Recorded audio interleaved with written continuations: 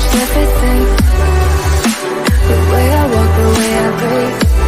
Will my fate shift into the night? But here I am, same old thing. Thinking deep, no ecstasy. Reality haunts the living mind.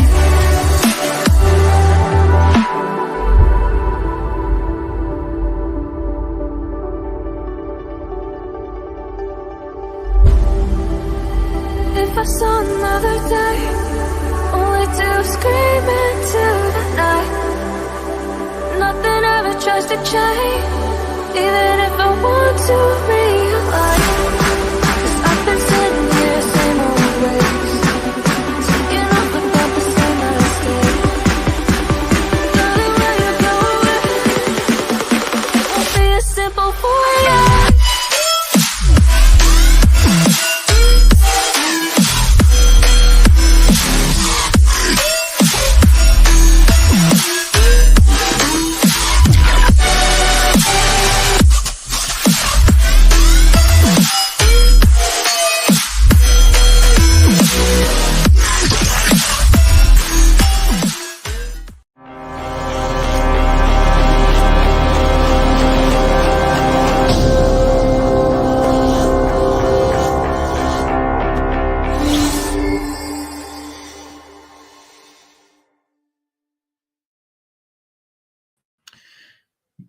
Yo, guys. Oh no, I'm not.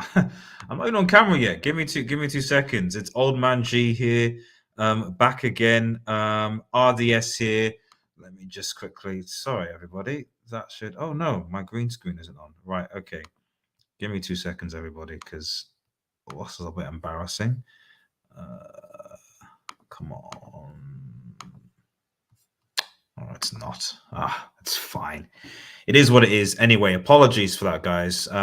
So put that in that terrible introduction aside. It's Old Man G here, RDS here, back again with another late night stream. Obviously, bit of a serious one here, in that Manchester United obviously come out with a statement regarding Mason Greenwood, and essentially what I'm going to try and do, because obviously there's been a lot. This has been out for a while. There's been a lot of talk about it, a lot of reaction from the fans, from people on Twitter, from media outlets, different things.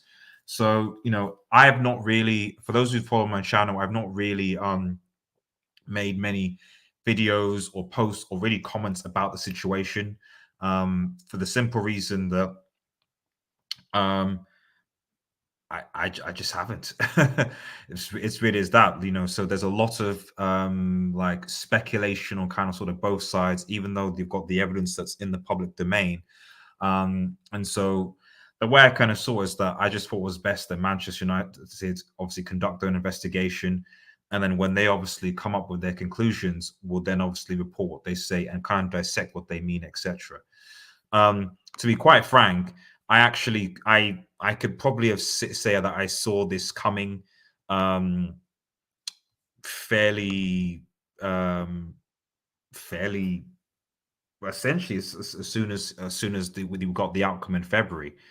I could see it coming, just because of the manner. And I think that I said, who's in the chat? So YSK, I will send you a link. I'll post a link in the chat here for those who want to say so.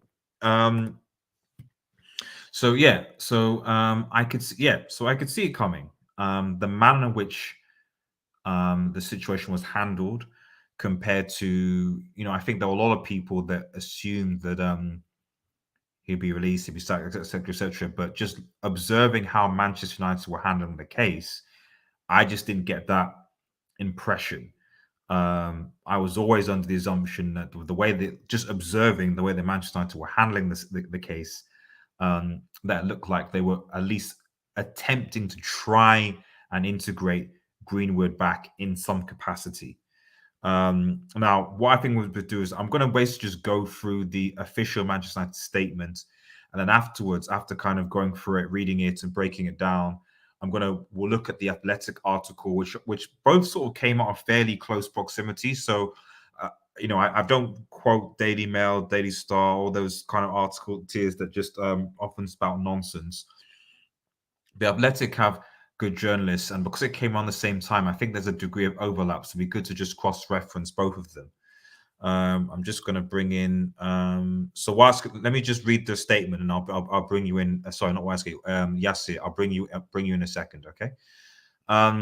So just the official statement. So following the dropping of all charges against Mason Greenwood in February 2023, Manchester United has conducted a thorough investigation into the allegations against Maiden. I'll try and, rather than nothing, I'll try and break down into things. So this is the first thing. So according to this official statement from Manchester United, obviously there was an initial investigation that was ongoing until February 2024 when the charges were dropped. Manchester United themselves obviously have conducted, to what their knowledge is, a thorough investigation from then up until this point. That investigation, okay, they say, has drawn on extensive evidence and context not in the public domain. Okay. So that's the first, I think that's, well, the second point. Clearly, according to Manchester United, there's evidence and context that the fans don't have access to. That's essentially what Manchester United is saying here. We have a lot of evidence and we have a lot of context, or the context for the evidence that you don't see, but that we're currently right now not prepared to release into the public domain. So I think that's the first thing. That's I think it's an important point. The second part of that is, and we have heard from numerous people with direct involvement or knowledge of the case. Okay, so again, they're saying that there are people across the club. We don't know who these people are, and I don't want to speculate it. Maybe they could be other football players. Maybe they could be family. We don't know. Okay, but they've contacted people that have been directly involved in the above, and I've heard statements from those people as part of their investigation. Okay, so I think that's important to highlight, because I've seen a lot of stuff in reaction to this. People have not really actually. I've seen videos and it's almost like people have not actually really read what's actually in this statement. They're just speculating what Manchester United have said or are going to do by the statement, but not have actually broken it down, which, in my opinion, is bad.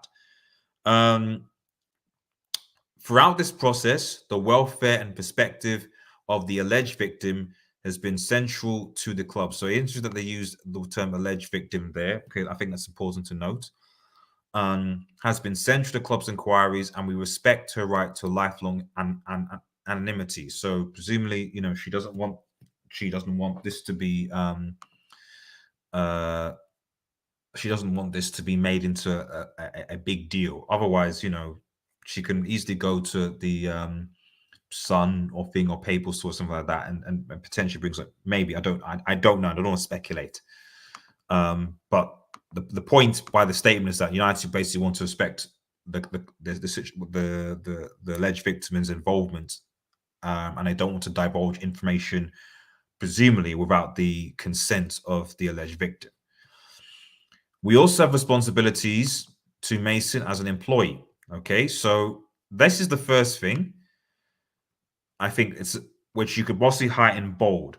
So the way this is written, is they acknowledge that Mason Greenwood is an employee of Manchester United Football Club, not ex-employee, not when he is an employee of Manchester United Football Club.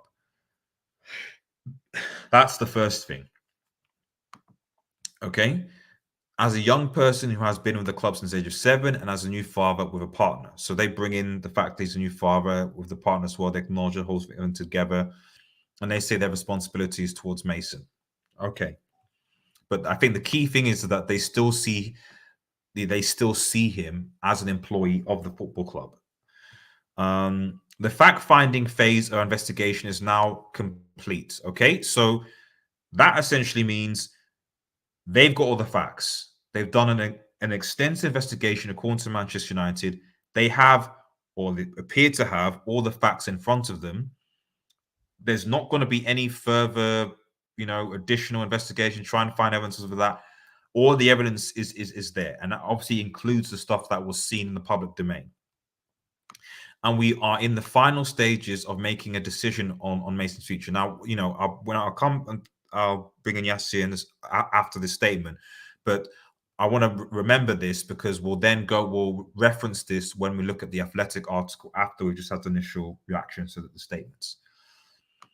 Contrary to media speculation, that has not yet been made and is currently subject of intensive internal deliberation. Yes, so that's the thing. I suspect that they were probably wanted to make this decision earlier, but given the now attention, which the irony in a way, I guess, is that because the sales talk has sort of subsided, it's almost like there's more attention now, because no one talks about the sale of United anymore. There's no news. It's been quiet. No, it's nothing. If they were actually going to make a decision on Mason, actually, it probably would have been better at the height of the sales speculation, when people would have thought, well, okay, yeah, if he stays, okay, but new owners come in, and if you hate him, they get rid of they'll get rid of him, or the petition to get rid of him. So whatever. But there've been much more media talk around Qatar and Sajim, but especially Qatar. It had been dominated by Qatar information and what they would do, and the Qatari states and all these different things, that Mason Greenwood probably would have been a secondary issue. But of course, now that there is not there's not that intensity, there's more focus on it. Is the point I'm trying to make. This has been difficult. This has been a difficult case. Everyone associated with Manchester United, and we understand the strong opinions. Do you though? Do you understand? I mean, that's do they understand? I don't think so. The strong opinions it has provoked based on the partial evidence in the public domain. Okay, so again, and I like to emphasize these things because, like I said, a lot of people that haven't actually read the statement and dissected properly. But these words are important because they give you an idea, understanding as to where are thinking.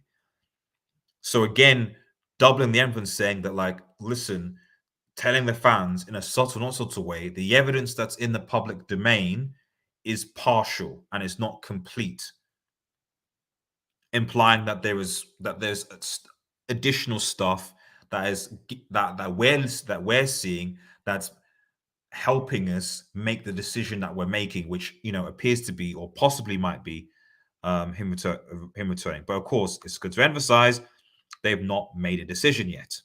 And the fact they're still speculating about it means that that decision is subject to change. We ask for patience as we work through the final stage of this carefully considered process. Okay, so that's the whole thing. Sorry, 2 seconds before I bring Yasser in. 2 seconds, everybody. I'm just going to quickly sort this out. Make sure that you like the vid if you are new. Right. Okay.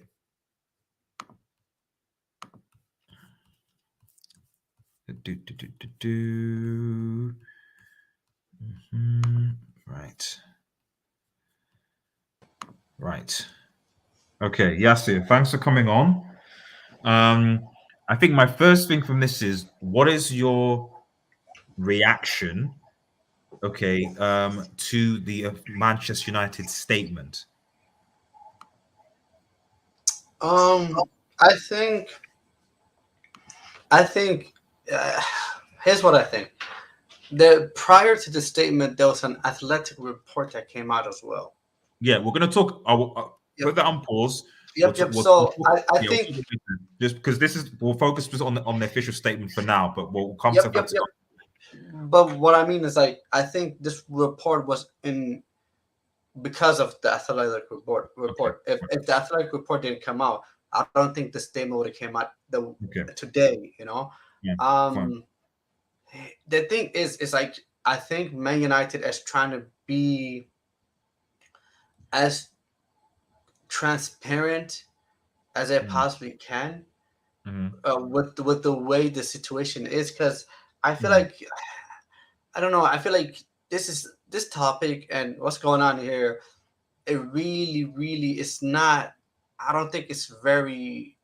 I the fact that you know it's because it's football. I think mm, it becomes very crazy, like because you need a very mature and very mm, level-headed actual discussion about this. mm, And mm, then because what the statement that Man United put out, I don't see anything wrong with it. mm, I actually think this is a very good statement. I think mm, it's like it's informative. It gives an actual genuine update.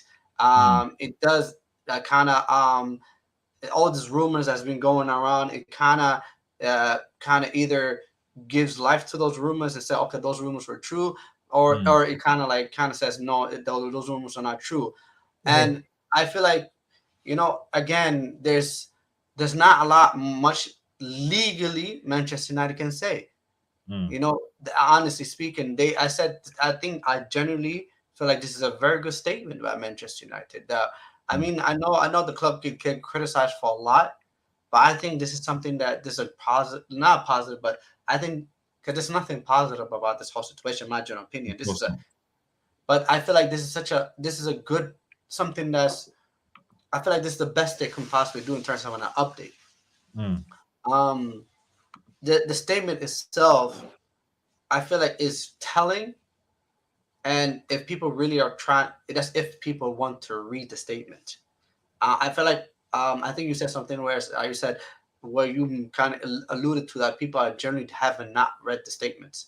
They have seen the statement and they kind of jump to a conclusion. mm. And so That's been when my you, impression. Look, observing Twitter and the media yes, outlets, etc. yes, So no, and no, I haven't. 1,000% agree with you, because when you read the statement, it just proves from what I've been saying for a very long time. There's a lot that the public simply do not have access to. Information, key, crucial information the public has not access to. And again, we don't know anything. The public simply do not know anything other than what has been released to the public. Um, and that's just in terms of the statement, that's Mm, what I that's what I get from the statement. mm, Um, it does, in my opinion, the language of the statement does state. I do have a feeling that the language does read into it.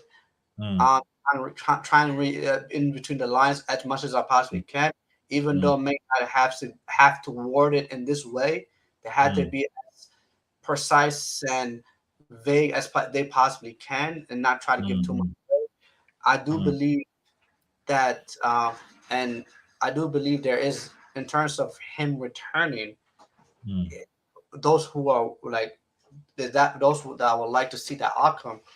This mm, is, in my opinion, this will be a positive statement.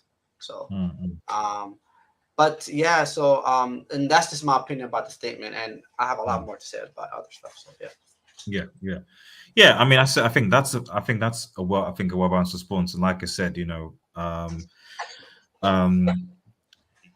you know, at the end of the day, um, Manchester United have obviously conducted their investigation, and as the statement has said, their fact-finding part of the investigation is complete. So they're not continuing to investigate about Mason Greenwood and the situation of the alleged victim. Um, their concern now is, okay, we're having internal discussion to see, okay, what is the best way forward. Now, like I said, so it's obvious the fact that if the fact that they've been debilitated and been fainting for this a longer time, you can obviously make the assumption that there's the consideration that they want Mason Greenwood to come back. That's obvious because it doesn't take that long to be like, yeah, we're tearing up your contract or release you, etc. Now, of course, maybe the conversation. I don't want to get too speculative because I think that's been one of the problems of this whole saga from the beginning has been that especially from lesser newspapers in the UK, like the Daily Star and Daily Mail, who will just take any old rubbish and just publish it. Um, you know, I want to try and stick with the facts as much as possible and be informative rather than just sort of be reactionary. Oh, sorry, someone's in the comments. So, Showcat, it is such a difficult situation to comment on. Exactly, and the reason why it's a difficult situation to comment on. Thank you for being in the chat, Showcat. I appreciate it. Is that the public doesn't know all the facts. But I've that's not. the thing, Fabius. It's the Mm, thing is, mm, you know, I think here's my issue. Okay, Twitter, you have so many different demographics, so many different people, so many different wide range of mm, age mm, in Twitter. There mm, are kids in there, 13-year mm, olds, 16-year-olds, 15-year-olds, 17-year-olds, mm, and then you have older people as well. So you have a mm, vast a range of mm, age group mm, in terms of and again maturity. I mm, think the part that gets me a bit annoyed is when I go onto like big platforms or Twitter Spaces and I hear grown men talk mm, about this subject mm, in a very immature way. mm, Then mm, I feel like it just makes the whole mm, conversation like chaotic. It mm, becomes more of like I'm mad, I'm angry, I'm mm, upset, I'm mm. this, you're wrong, I'm right, you don't know what you talk about. It becomes more like that. It becomes more Yeah, of like a it becomes a place. It yeah. there's nothing beneficial that comes from Mm, it. Again, like I said, no one other than Greenwood, the alleged victim, the people, the parties involved, the police, and Manchester United. Those are the people that have access to information, all mm, the information. And for me, for once, I'm not that type of person where I someone tell me a piece of news about someone and mm, then I just run with it.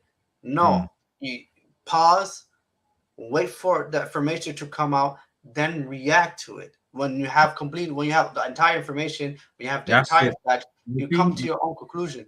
you're being too logical, Yasir. That's not what happens on Twitter or anything like that. Like as soon as someone sees a message or link, automatically it's gospel truth, and you don't find it, and there's no reflection or pause or fact finding or anything like that. It's just this is what it is, and you're right. So like I said, I've not really said anything regarding the situation of Green, and basically until I see what the club says. That's basically been my stance. Or even though I've had my suspicions based on what I observed, that so I've seen a comment. Sheikh Arian says, "Big up, there's a West Ham. Hopefully he'll be back. We're back for show this weekend. We'll be doing probably do a transfer update show because I mean, a part of me was one to combine the two, but I thought this is quite a sensitive topic, so it's probably a better idea to just deal with this now and then probably on Thursday or tomorrow Friday to do a transfer show and show how basically United's trying to essentially becoming a bit of a mess, to be quite frank. It's a mess. So, but yeah, transfer talk will come later, and we'll get Tom on to try and clarify the mess that is Manchester United's transfer window currently right now. So yeah, it'll be weekend. Soda says it's a difficult situation because the case dropped legally. Nothing has come out in 2 years when it comes to the story and it's up, and then he and his miss are together again with a child. Exactly. Um, Yeah, I mm, don't know because here again, the thing is for me is like, and I was been thinking about this prior mm, to coming on. mm, Um, Maybe it's just because Man United is a global mm, football club. mm, There's a lot of different people that think differently throughout the world, and mm, again, for those who are listening, I mean, I'm just being realistic in terms of the way I see the world and the way that I think this like the way things should be conducted. Because what I hear now is people talking about mm, the personal things that they have experienced, things that their family has experienced. And then then when that comes in, that's personal, that's deep, mm, that's trauma. Like mm, that's a lot to unpack. mm, So mm, that's the thing is like sometimes I feel like sometimes like this is, I'm not saying don't talk about, this topic. I'm not talking about, don't talk about, what the bigger topics about, sexual assault and all that stuff and how that affects women. No, I'm not saying that. But the thing for me is like, again, I saw the piece of information, I interpreted, and then from that information I had, I said, you know what, I cannot see how this guy Mason Greenwood could be part of Man United anymore. What ended up happening is the guy got dropped, wasn't part of the football club for 2 years, and police investigation happened. And the case has been dropped. The club did an investigation, and none of that investigation process was, or anything that the entire process, whether it's a police or Man United, in terms of the investigation, has not been transparent to the public. So I don't know how the investigation happened. I don't know the 100% facts. So again, it's like, so I'm right here. I'm sitting here thinking like, I don't know what's going on. I simply don't know what's going on. The only thing I know is what I've seen, and I feel like I don't know. I don't think that's actual fair, because if I'm gonna crucify someone, judge someone, and condemn someone, that I need all the entire facts. That's just my opinion. And go on. And that's again, for me, again, I'm gonna reiterate this. Me personally, if I was in charge, from what I've initially seen, it's very hard for me to come back from what I've seen and what I've heard. And for me, I would have made a decision off of that. Be like, listen, it is what it is, and I would have cut ties. But if the club are saying we conducted an investigation and there's actual things that came up that is not available to the public, then I'm here as a person, a part of the public, saying, okay, what is that information? Like, you know what I mean? Like, let me ask, you know what I mean? I'm a doctor. Most people know I'm a doctor, I'm a medical professional. So I actually in peds actually. So it's not uncommon for me to see in my daily practice what I would call difficult situations, where you see clinically, medically evidence that raises a suspicion of certain things that go on. I'm obviously not going to share that live. I wouldn't, because again, I can't do that professionally for various reasons. So because of that, I understand. And when you work in these sort of sectors, you can kind of understand why people do and act, whether it's the police, health, social security, social service, etc., do certain things, which I accept can be quite frustrating to the public because they don't have the information. But there is often, not always. I'm not saying people get it wrong, so don't get me wrong. We get it wrong all the time. But having observed, and just to quickly come this comment here, do you think it was wrong to drag women forward team into this? This is one of the reasons exactly why a lot of this information is kept tight-lipped, because there was no statement from Manchester United about the women's football team or any conversation around it. What happened was there was media speculation about that people then discussed on Twitter, that then made claims or accusations, and then suddenly it spiraled, and then people started giving the women's team abuse, etc., because it was ultimately supposed insight in the journalists that had some information. And actually, when I actually reread the article, I think what they were essentially trying to say was that they'd been informed earlier. So Arnold, who's the CEO, basically had, I think it probably had internal discussions with several groups of Manchester United earlier, and had consulted those things to come up with his decision. Not that the Greenwood decision was pending on the women's football team, if that makes any sense. But this is same thing happened with Adidas. There's a rumor that came out, or some reporters came out that saying like Adidas had given a green light to return Mason Greenwood, and then now we read a statement of Adidas saying, "Listen, we have nothing to do with reinstating a player to the football club." So this is the point. So when people say, "Oh, why hasn't this?" It's because of this. It's because unfortunately, the reality is that like is that I don't want to say the public confidence information. It's just that the way that stuff like this is reported, the sensitive stuff, like, especially when you're commenting on ongoing investigation, it is often speculative. People often react. I mean, I think that the not to say that the situations are comparable. If anyone clips me, I'm not saying they are, but just to give an example of the speculation it was the case of in the British press about this woman who unfortunately died, but was missing for a while. They couldn't find a body, etc. And the amount of speculation that there was around the situation, they didn't actually allow really and truly the police to do their job. The media kept on interviewing the family, interviewing the police, stuff like that, and they weren't allowed to conduct a thorough or at least a thorough investigation well anyway.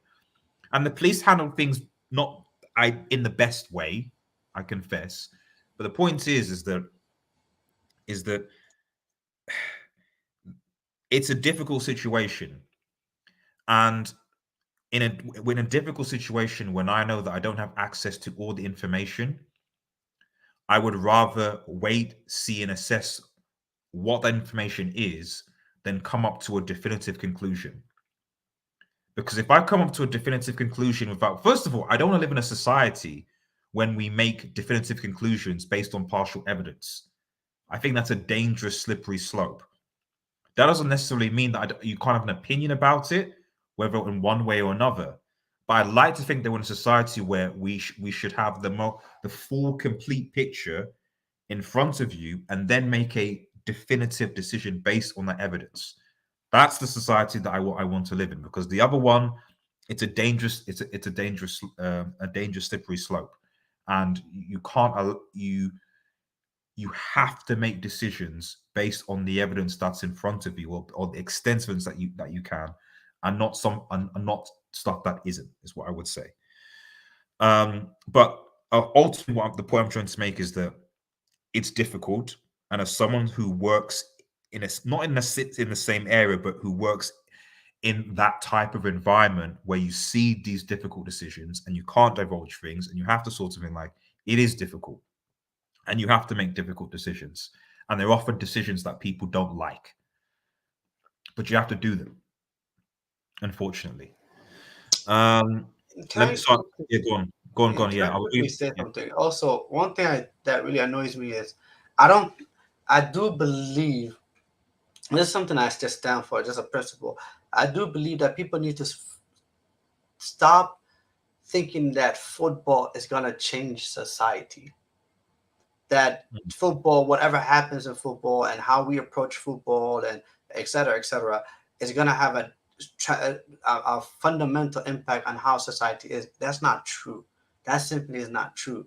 The thing is that, again, at the end of the day, this is a sports. This is an entertainment business. This is just for leisure.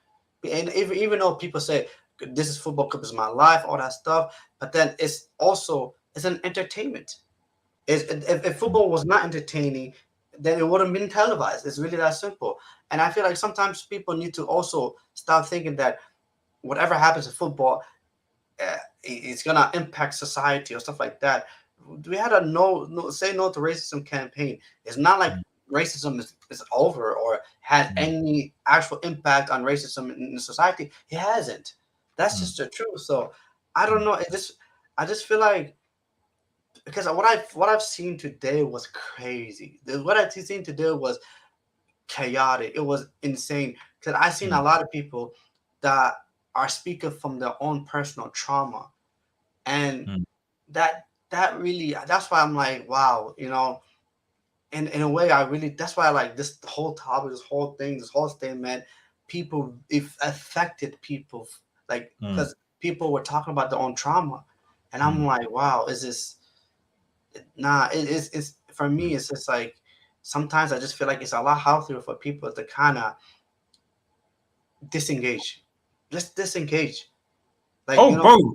Yeah. If you're talking about disengagement, I've disengaged from Manchester United for it's just that I was seen as negative, and I think one of the things that I found interesting, I've not said a lot because like I said, a lot of what I've seen, the way that Manchester United conduct themselves, not just in Greenwood, different things, is what I expected to happen months, maybe even to the point of last year. So nothing that I'm seeing right now is a surprise to me.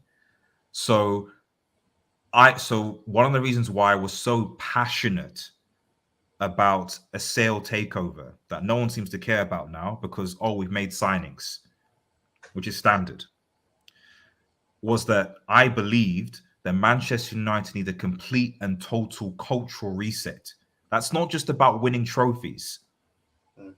Whatever you say about City and Abu Dhabi, etc., and even Newcastle with, I mean, Newcastle is even a better example because, like, I'm living in Newcastle. Whatever you say about the owners, the reality is that they brought or begin to bring a cultural reset in the club. What they expect, achievements, all the rest of it. There's a completely different culture than there was previously.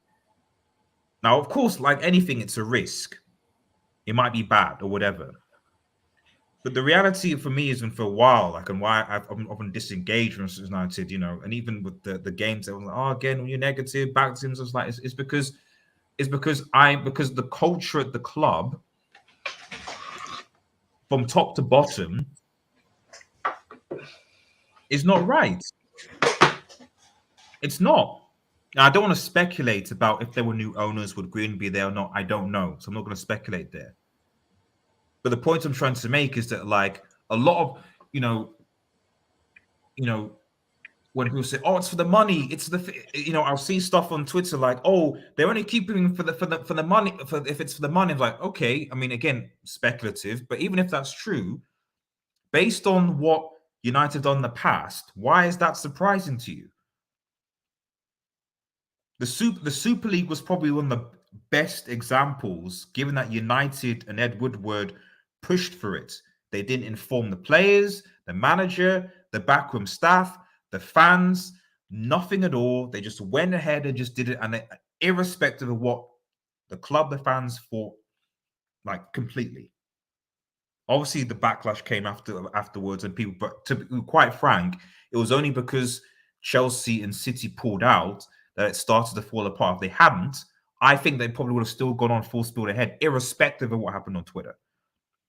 And what I'm saying, I'm not saying that to kind of conflate the two situations, but the point I'm trying to make is that this is that the culture at Manchester United football, the heroic culture there, is not good.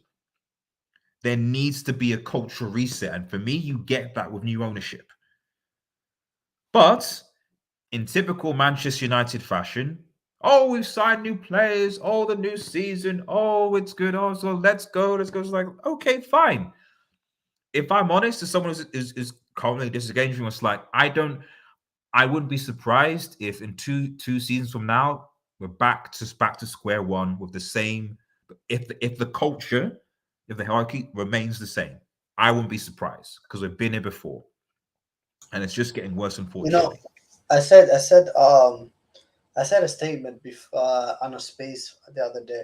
I said people need to understand under the Glazers, irrespective of how you want the team to play, how you want the team to perform, players you want to sign, Mm, there is a cyclical lifespan or an expiration date on every manager that we hire. If a mm, manager surpasses 3 years, then you know that manager is here to stay. mm, But under the Glazer ownership, other than David Moyes, who didn't last long, mm, um, every manager doesn't last past the third season. They mm, don't. mm, After the first 2 years, where everything seems to be going good, the third mm, season everything collapsed. Then we sack the manager and we start mm, off again, and we mm, can constantly do that, constantly do that. mm, So it's like mm, under the Glazers, we could talk about because we were talking about the Wolves game. You can talk mm, about the Luke Shaw. You can talk about the Rashford. You can talk about Bruno Fernandes. You can talk about all that. But at the same time, it's like if the manager is gonna get sacked in 2 years' times, anyways, mm, then what's the point? Like, you know what I mean?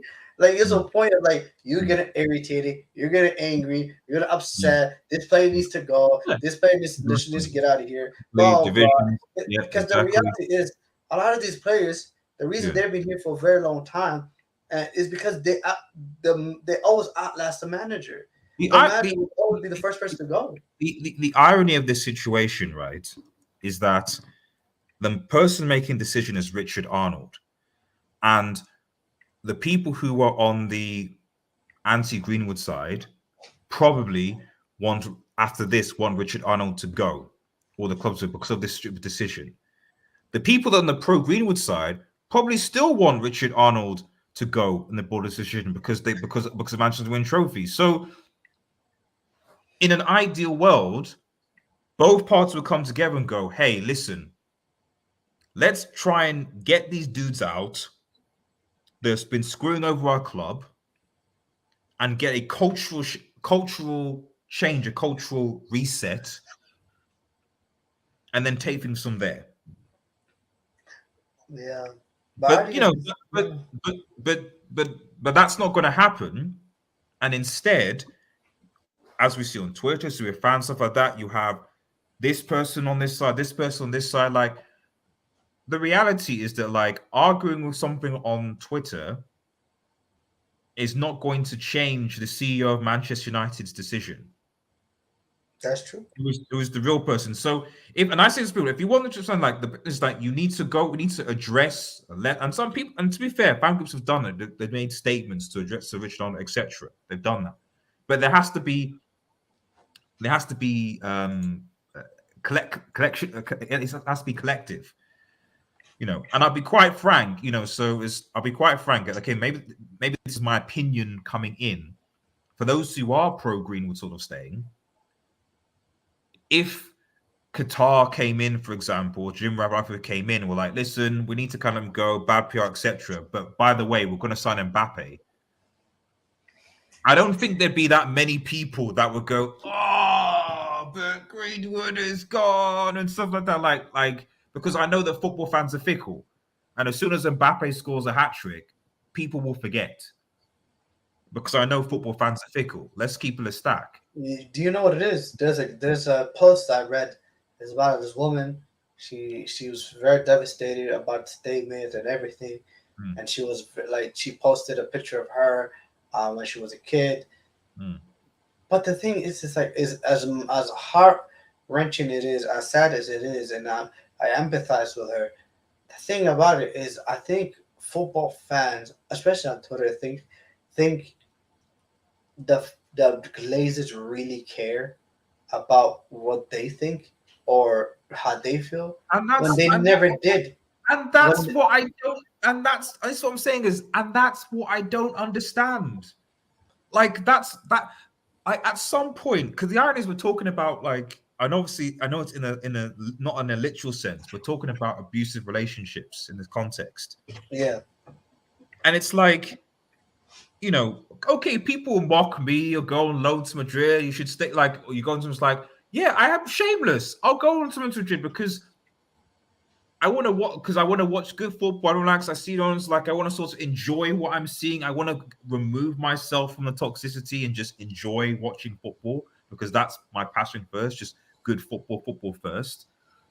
Why would I want to constantly be in a situation where, like, clearly the person involved doesn't give a crap about what I think or feel about the football club? Whether that's with Mason Greenwood, whether that's with even the sales process, they've had zero communication with the supporters, with even the bidders. So Jim Qatar have heard nothing. And yet we can use the example of the Super League, so many different examples in the last 10 or something years. But we're still like, oh, but why don't they care? I don't know. I don't get it. Is it because like we'll sign like 2 or 3 players and then we'll go like, oh yeah, we've signed Onana and Mason Mount and maybe might get Amrabat. Like, does that suddenly can just mean that like they're good again, or like, oh yeah, they care, or oh come on Manchester United or back? Like, I don't get it. Like, it just baffles me that like we're still. and it's because it's cyclical as well. It's like every season the same thing. It's like I don't know, Yeah, I mean, and I'm not. By the way, for anyone who's watching, this isn't supposed to be a person at you or anybody or something like that. Because before I'm singling out people, I'm not. I'm just like, you know, I mean, you. this is me trying to be real with you guys, like, because as a kind of forewarning, it's quite possible that like a lot of my streams on this channel this season are going to be quite negative. I'm quite an upbeat person, but like it's possible, given how we play and how things go in the season, that they'll be quite negative because that's the situation of Manchester United Football Club. Like, if you're really that upset, then I actually try to force a change in terms of ownership, but they don't. It's like, it's one thing to say, I'm upset with Man United, I'm all this about Man United, and say, oh, I'm just not going to support them. It's like, okay, you're one of like millions of fans. Like, if you don't go to like, look at the seats. The seat only occupy, I don't know what the capacity for traffic is. This like 75,000 or something like Yeah, that? about 75, something like that. Yeah. 75,000 versus the millions of Man United fans. If one of the season ticket holders says they don't want to go and you want to Man United, someone in the heartbeat. There's a waiting list. There's a waiting list. Like, There's a waiting list. Let's be honest and for real here. Like, at the end of the day, if you really like, you gotta protest. You actually have to try to make a difference. But if you just say I'm just gonna whatever, no one cares. Yeah, but to be honest, even the pros don't care. Like they don't care. Like, I'm not saying that their pros are irrelevant, but the reality is like they don't care. They don't care about the protest, So but like fundamentally, like, because we'll need to I'm going to read some comments. I mean, to reflect the school. It's just that Manchester United obviously made their statement. We're still waiting for them to come with their definitive conclusions, which is for me is what I take from the statement. Is unlike media speculation currently, is that they've yet to make a final decision. So it's quite possible that maybe they are observing, they've put the statement out, they're seeing what the reaction is, and then that maybe that it comes out and they say, you know what, it's not worth it, we're going to release Mason Greenwood. It's quite possible that the reaction, maybe it's a loan, or they sort of say, I don't know. But they've said that they've not come to, all they've done is really updated us on the situation and how things are going to go and how things are going to go from there. I think it's again the confidence, because it's kind of like, I don't know why this couldn't have been addressed pre-season, before, after the league. I generally don't know why this couldn't have been done during at least the takeover speculation, or the sort, because at the very least, it could have been handled in a different way, rather than now this. It's the beginning of the season. So now we've got this. So you've got to think even with Ten Hag. I mean, there's a statement about Ten Hag with him, so I'm not sure if someone said there's Ten Hag made a statement about Mason Greenwood. So let me know in the chat. But it's the beginning of the season, and for a fact that Ten Hag is going to be asked questions about that on every single press conference. People are going to talk about it, people like that. This was not needed. So again, club mismanagement. Why are we dealing with this? Same thing with transfers, same thing with sales, same with so many different things. You've had the time. Why the hell is the supposed big football? So go on, go on. The theory is, I think United might be done with signings. So I feel like they have to fill the gap in terms of the end of the transfer window with something. And I think they rather deal with the Mason and Greenwood situation now, when we only have 2.5 weeks left because like, if there was a time to deal with it, I understand you would be like, we could deal with it at a different time, but no better time is transfer window, because like, it does distract the fan base of the actual income leaks, because like, I think what's going on now is, I think they're kind of realizing that we can't sell McTominay and we can't sell Van de Beek. More and Maguire. so Amrabat is going to be too expensive for us, so we can't sign players. Maybe maybe just maybe there is maybe a chance we could sign someone on loan. Wait, sorry. So yes, you're saying that? I mean, I'm gonna get Tom on, but you're saying that United's transfer window in the summer was Onana, Mount, and Højlund. Yeah. No, I think they did plan on more signings, but I feel like those three was the budget signings, and then the rest was gonna be stuff that they actually acquired. So like the fact that like Maguire's not leaving, it looks like McTominay's not leaving, and Donny Van de Beek is not leaving. They're like, well, we tried. They're like, well, we tried. At least we got 3 players though. So but then like here's the thing though. They know the fan base will cause an uproar.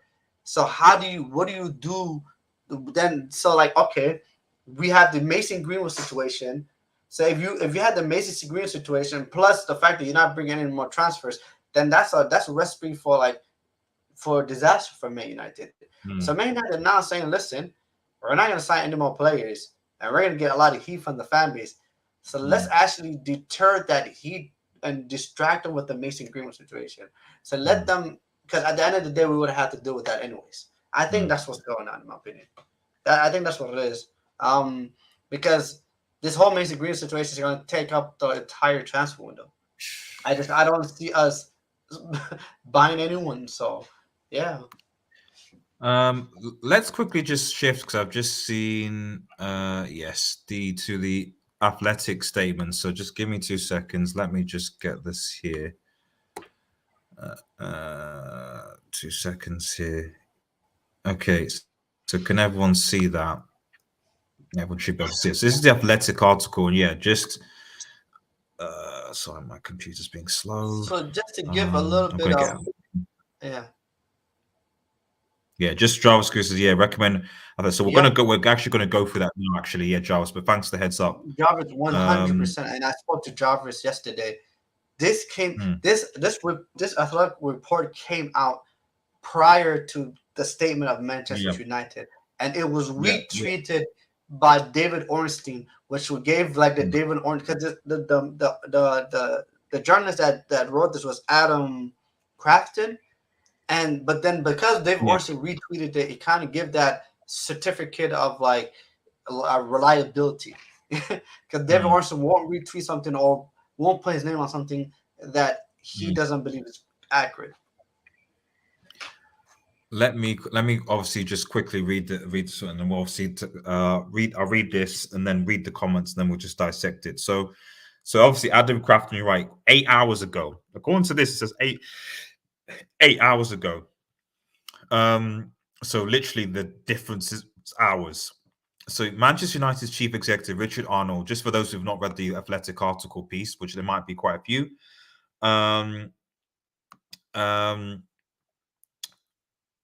Richard Arnold told the club's executive leadership in the first week of August that United were planning to bring back Mason Greenwood. Okay, so in the first week of August, obviously we're not in the first week of August anymore, so that's not the case, or currently not the case anyway. As part of the plan for Greenwood's reintegration with the men's first team, Arnold intends to record a video explaining the decision that would be shared both with staff and the general public. So again, the emphasis on Richard Arnold being the CEO of Manchester United, making the actual decision.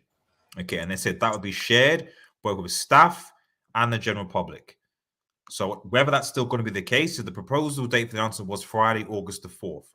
So he was going to record a video explaining his decision, and that was supposed to be Friday the 4th. That was just 2 weeks ago. And then for whatever reason, presumably maybe related to the intense media speculation and reaction around the women's supposed involvement in it, maybe that's why it's delayed. The plan laid out by Arnold that week was that Greenwood would not make any appearances with the club's charitable arm, the Manchester United Foundation, in the short to medium term, even though the club would be bringing him back to the first team setup. Okay. However, United did not proceed with the announcement, and 12 days on, They are still to communicate any decision publicly, meaning the elements of the plan could still change. Greenwood, 21, has not played for the United since he was arrested in 2012. Okay, yeah, alleged sexual just yeah, okay, fine. Yeah, charging coup, rape, controlling, possessive. I need to be careful with what I say on YouTube. That's why. The UK prosecution said a combination of the withdrawal of key witnesses and new material meant there was no longer realistic prospect of conviction. After the criminal case ended, United stated on February 2nd that they will conduct its own process before determining next steps. No further information has been communicated more than 6 months on. The United process was led by Executive Arnold, assisted by the club's legal counsel Patrick Stewart, communications chief Ellie Norman, football director John Murter, and the chief operating officer Colette Rocher. So John Murter, Richard Arnold, people were saying that at least literally a couple of days back that those men were the goats. I wonder what they're saying now. Anyway, the Athletic has previously reported that United held meetings with Greenwood at the club's camp training ground during the first month of the investigation. The club's owners, the Glazer family, appeared to have delegated key responsibility for the decision to Arnold, who is to be the public face of the decision and inform members of his leadership team about the chosen path after returning from the club's tour of the United States in pre-season. So, again, emphasis here, they don't care. Okay? I'm just like, they don't care. Arnold, you take care of it. We are gonna go and be on our yacht in the States. Yeah. Okay. They again, people need to understand Manchester United is located in Manchester. Glazer family, they live in Tampa Bay, Florida. That's across the Atlantic Ocean. They don't live in England. they you know, that's the truth. They don't. So half of the time they don't even know what's going on with the football club. Exactly. Wait, Mason Greenwood's being investigated? That's news to us. What for? Yeah. Okay. You sort it out. We've got billions to make. That's it. That's what people need to understand. Okay, that this line here. Okay, to be honest, is what should be in bold and what people should be. Forget about everything else in article. This is what people should, because again, culture. So if the culture at the football club is that the club's owners, given that this is such a serious incident, are like, you know, now don't get me wrong, I'm not saying it's not you can't delegate things.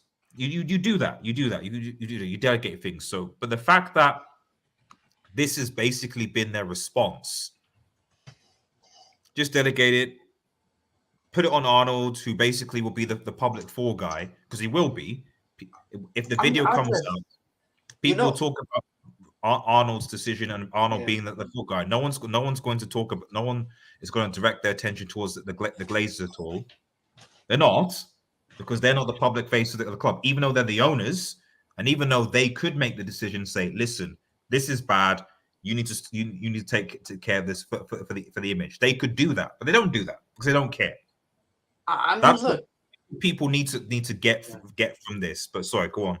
No. You used to see Roman, but prior to him getting restricted to be in the UK with his visa situation, you used to see Roman Abramovich at every single game. Now you see Todd Boyd at every single game.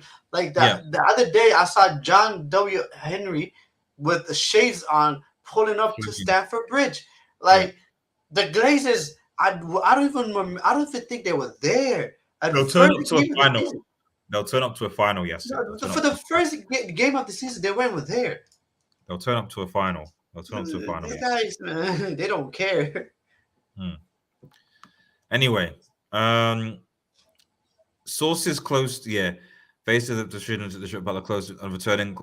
Sources close to the process spoke to Glazer appeared to have delegated onto his public face of the decision and informed members of his leadership team about the chosen path after returning from the club's tour of the United States in pre-season. Okay. Sources close to the process spoke to Athletic on the condition of anonymity because they are not authorized to speak publicly. The Athletic has not been told the precise reason United have delayed the announcement of decision on Greenwood, but it has been reported widely that the club wished to inform key stakeholders of the decision ahead of going public. Okay, so probably sponsors and all the rest of it. This would have included principal sponsors, as I just said, the club's fan advisory board. Is that the what's it called again? Is it 58, I think.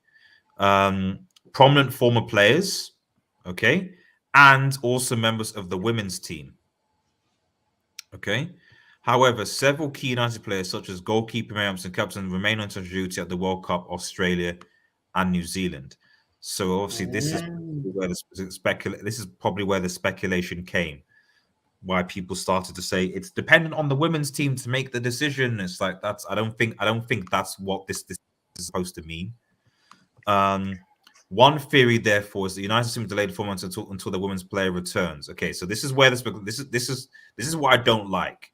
Okay, because this is speculation, and this is what led to a lot of the abuse that the women's team players got, which was wrong. Okay, so this is speculation. This is not fact.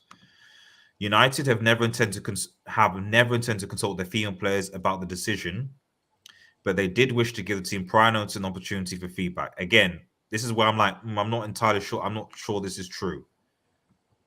I'm not sure, especially with one theory. I'm not sure that this is true because I find it highly unlikely. I don't know. I don't want to speculate, but I find it highly unlikely that in a club as big as Manchester United, and the fact that we're 6 months in, that there was no conversation between Merta and the board and the women's team around the subject of basing Greenwood for 6 months. I find that quite unlikely, to be honest.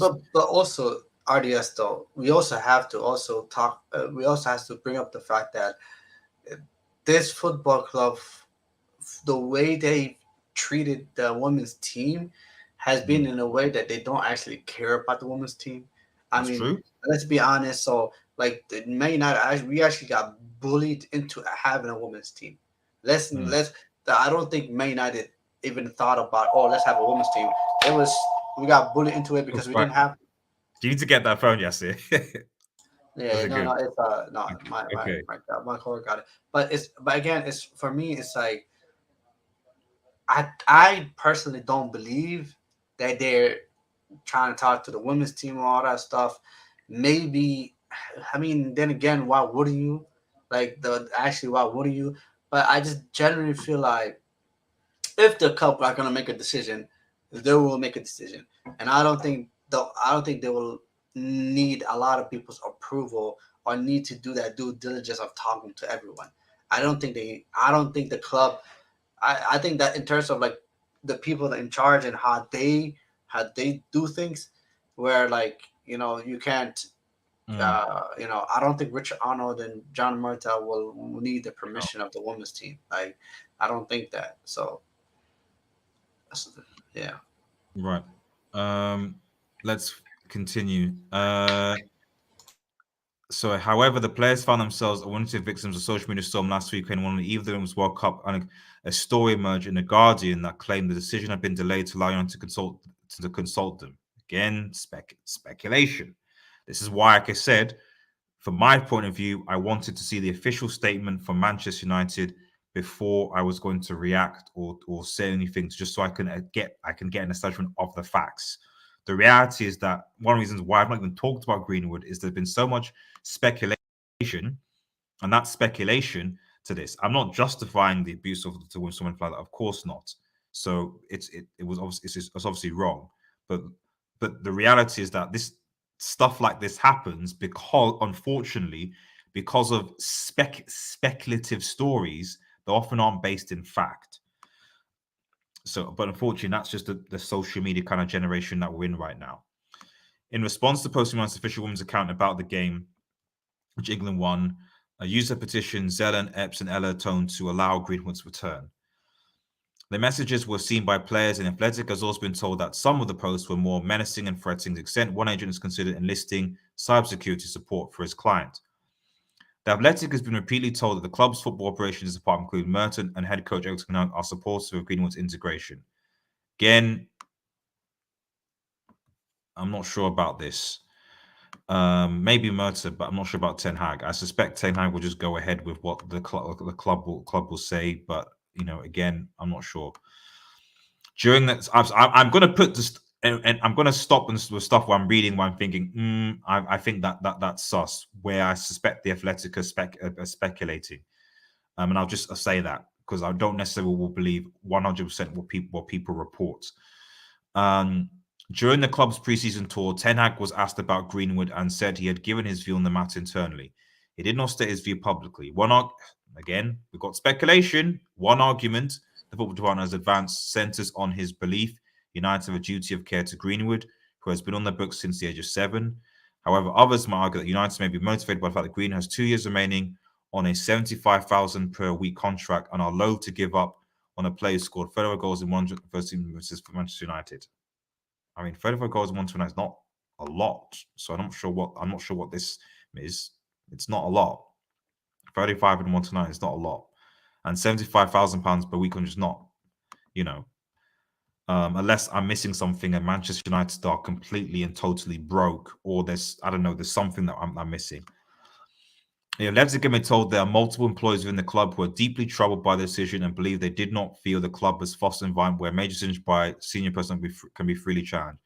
This is something the club refutes. I mean, I believe this. I believe that. I believe that as well. And that's again when so that's that statement versus the previous statement which said that they were like the speculation that they will consult the women's team makes no sense.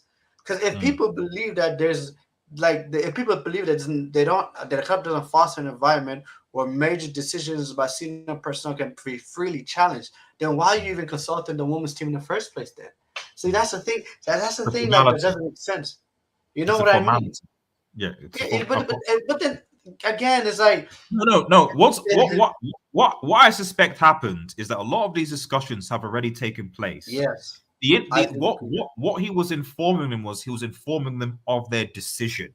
Exactly. It wasn't that the women's team weren't consulted. It's like, oh no, what do you think about this? They probably had those conversations. It's just what's happened is that after having all those conversations with the relevant parties, sponsors, women's team, professionals, etc., now it's like, right, okay, I'm now coming to inform you of my decision, which likely is based on this. We want to integrate this team back. However, what I want to do is I want to wait till everyone is back so that I can. It's almost like you've got a family, whatever, and people away, and you're like, okay, it's an important decision. I want to wait till everyone is back before I tell people this is what we're going to do. This is the plan, etc., etc. So it's not that United were waiting to come up to a conclusion based on the women's teams or the players of the women's team's feedback. They'd already come to their conclusion already clearly. Because and the thing is, funny enough, it's contradictory. Because when did the Women's World Cup start? The Women's World Cup started what? I think was it 2 weeks ago? 2 weeks ago. Yeah. Yeah, it was 2 weeks ago. So around, I think Friday, like two weeks ago. Mm-hmm. So you're telling me that because the same article here says that they initially wanted to make a release statement on the 4th of August. But that's the thing. That's the thing, Adios. Here's the thing, though. Again, I agree with you. I think 110% they made a decision. I genuinely believe they made a decision already because I feel like people not understand what an investigation is. That's the process of investigation. You question what's going on. You look through the facts. Then you throughout your investigation, you speak to the relevant people. You speak to the manager. You speak to the hierarchy. You speak to the women's team. You speak to the player. That's how. Then once you conclude and close your investigation, then you come to a conclusion and you Fine. from that conclusion you make a Yeah. decision. And this is Exactly. what's happening. Yeah, exactly. So it's like, you know what I mean? It's like now, like people are saying, oh, they're waiting for the women's team to come back so they can. No, because it's like, come on, like what are you going to tell the women's team? Oh, what do you guys think about Greenwood? Like, come on, like. Yeah. But again, unfortunately, this is what happens when there's intense media, when there's media speculation, and people don't actually sort of like sit down and actually know, well, what exactly the fact. And understandably, we didn't have the facts. Now we have an official statement from the club, okay, and obviously, people can react to it, observe it as and when they see fit. But there's a statement that's out there. Almost finished. On Monday night, some United supporters protested against Greenwood's possible return at Old Trafford, and a banner made United cars sported the message: "Female fans demand a Greenwood return, end violence against women." A Manchester United club statement that was also to staff said, following the dropping of all charges against Mason Greenwood in February 2023, Manchester United has conducted a thorough investigation into allegations made against him. This is drawn on extensive, events, news people, yeah. So this is basically the statement, but that we basically read, and obviously United have said, contrary to media speculation, that decision has not yet been made. It's going to return. So United's stance is, well, actually, no, the Athletic, because I presume they're referencing this article, because I only know the Athletic who mentioned it, both one or two things. They believe they've not made the decision. So, but that's it. That's the Athletic article. We'll talk about it. I'm just going to quickly just read some comments, then we'll just kind of have a final few cents. Right, I've seen a bit just here. So let me quickly see some comments here. Obviously, you need to be careful with YouTube sensitivity, and obviously that there's a mix of potentially pro and anti-Greenwood. So just try and keep it respectful in the chat. To be honest, I don't think we have a moderator in here, so it's just me. Let's have a look. I'm gonna go back.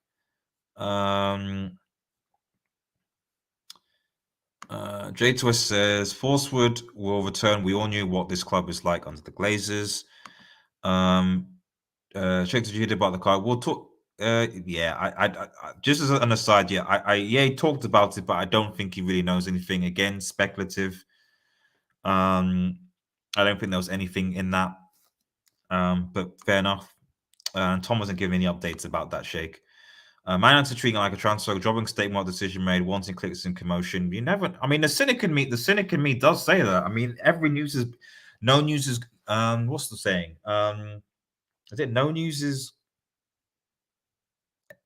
bad news is good news? I can't. It's late. It's almost midnight, so I've forgotten the statement. But the gist of it is basically that any news is good news, whether it's good or bad. I don't know. All I would say, but is, if I was an innocent man who was being accused by a significant other, I would make a statement of my innocence and split amicably with the person. I said I can't speculate. But now I've a person that accused me of being even near that person. I said I can't speculate on the matter. People don't have all the evidence yet. Want to have a strong opinion about the issue? Just admit you don't know either way and move on. Says most, obviously contrary opinion. I think us fans have a good goldfish merit forgive and forget, especially with talent. So I was racist towards everyone. People just I'd like it happen because he gave them a good season. So Solo, but I think I don't think so much. I don't think it's as much forgive and forget. I just think that just we're in a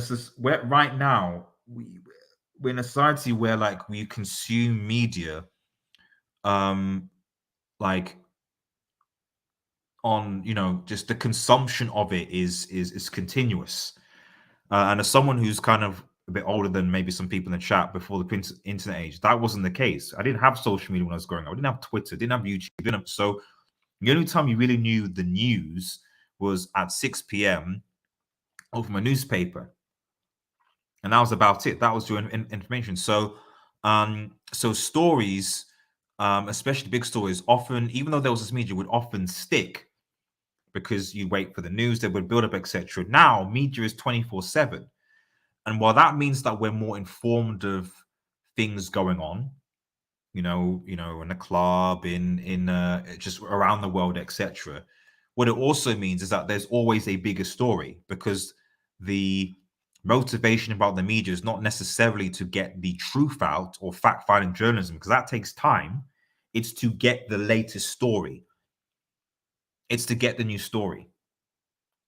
So I know for a fact that if England win the World Cup, for example, Women's World Cup, that's gonna be where the media attention is going to be, and that actually might end on Greenwood, maybe. If Spain don't, then that's a different. If Spain win, that's a different matter. But the point I'm trying to make is that there is always another story, no matter how heinous a crime someone has done. Like, there will always be a bigger story. It could be, I don't know, Russia do something, or the general elections, for example. If anyone lives in the UK, the general elections are going to be the campaign and general elections are going to be starting fairly soon, because the elections come to this country, so the media is going to be dominated by Labour versus Conservative and stuff like that as well. So I'll be honest, guys, even because of that, the story is going to be gone, will disappear, because from the beginning of next year, at least, people will be at each other's throats based on political parties, etc., etc. That's where the media coverage is going to be. It's not going to be on Greenwood or other sources. It's going to be on, is Boris Johnson running and all that stuff. And that's just from the UK point of view. If Lord Conning, why do you want some people? Yeah, I mean, it's perspective. So that's a conversation. So, they consider all evidence before making a decision before dropping the case, so not charge. I mean, again, it's speculative. Taking them down to it doesn't make sense business-wise. Dynasty wasn't played in 2 years, been accused of something, and the fans not being harm business. Well, again, like I said, the only thing I'll say to this is that the official statement from Manchester United implies that they've informed relevant shareholders and sponsors, etc. So, just like it doesn't make sense for people to think that they just decided to talk about Greenwood with the women's team now, it doesn't make sense to me that the CEO of Manchester United has only decided to inform head sponsors, relevant partnerships now.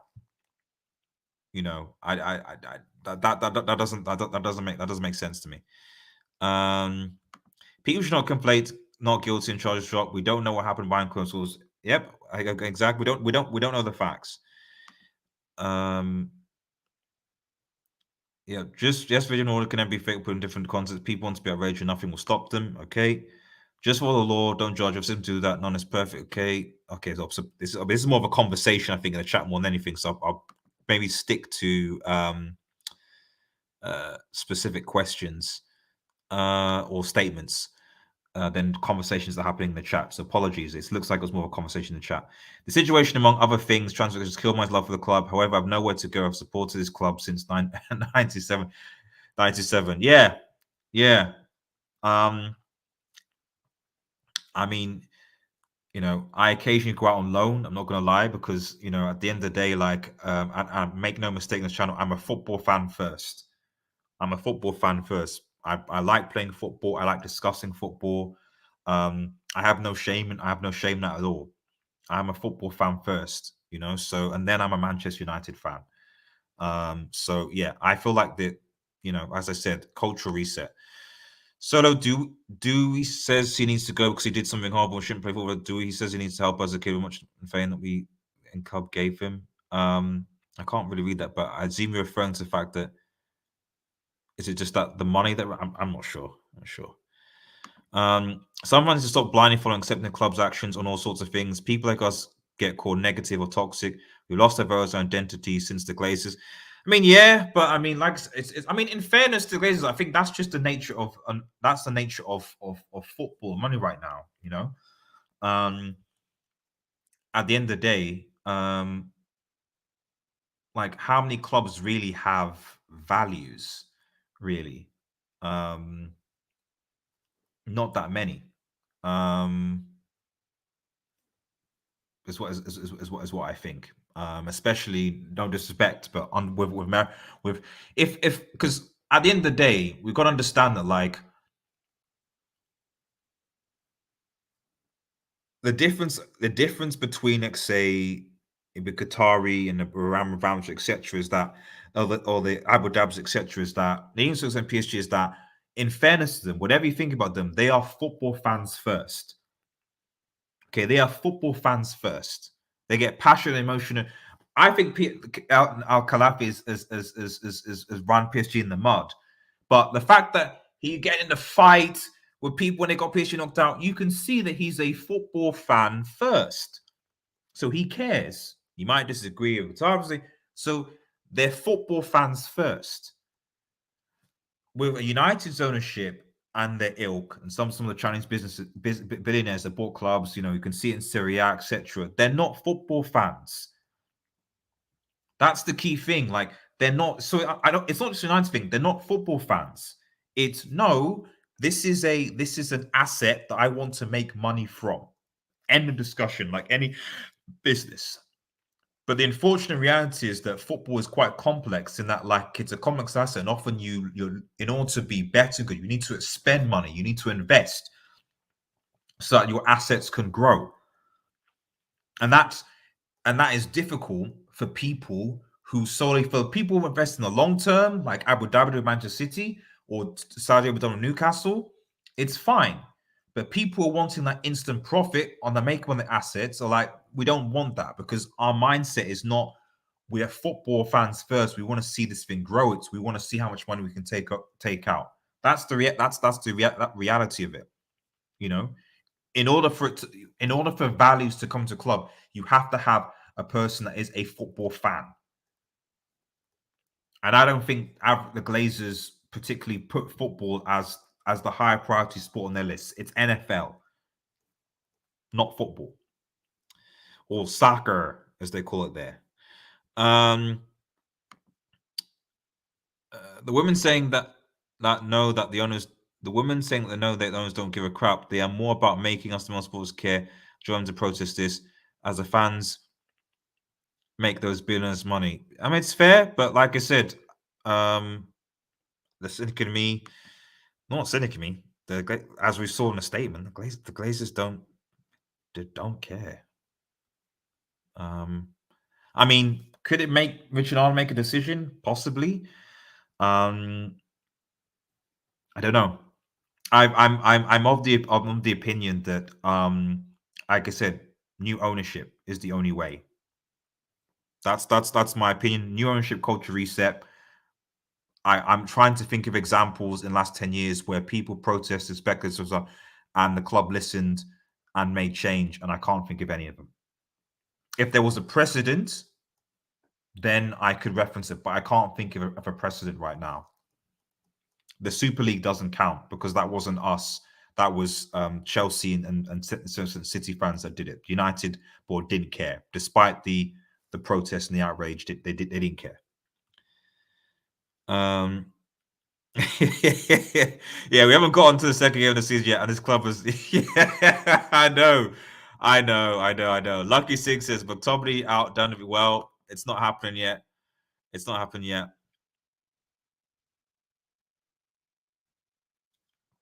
It's not happened yet. Yeah, fans, please do a walkout. Yeah, we read the article. Is there any statements? Rao Song says, "Man United telling us to be iffy. The story United reaching out to women's team for thoughts was laughable to me. Why? Yeah, like I said, I've already addressed that role. Like that story, I think, was speculative. It was quite. The Guardian wrote that in a way that was I don't think was particularly helpful. It inferred that the women's team had not been. Of course, they've been communicated about what their thoughts are. I think the reality is that what she should have said or communicated was that that Arnold probably wants everyone there for him to communicate his final decision. That's different. That's, I think, what was happening. Not the women's team had not been consulted at all. Box doesn't like that. Box doesn't like the Athletic. Fair enough. Clay says a video for staff. Well, One says Eldon's was a good decision bringing back. I think a season-long loan would be good for them as well. Okay, well, so like I said, I mean, I did a poll, and a lot of in the community were pro Greenwood coming back in the community. So there are people in the community that are, and there are those against. Glazers, in my view, should not have given responsibility to someone else. No, well, just like I think Des David T says here, actually, just like Woodward let the four of them, now they're doing the same thing. Arnold, yeah, of course. Like, you know, like this is what I'm saying. It's like,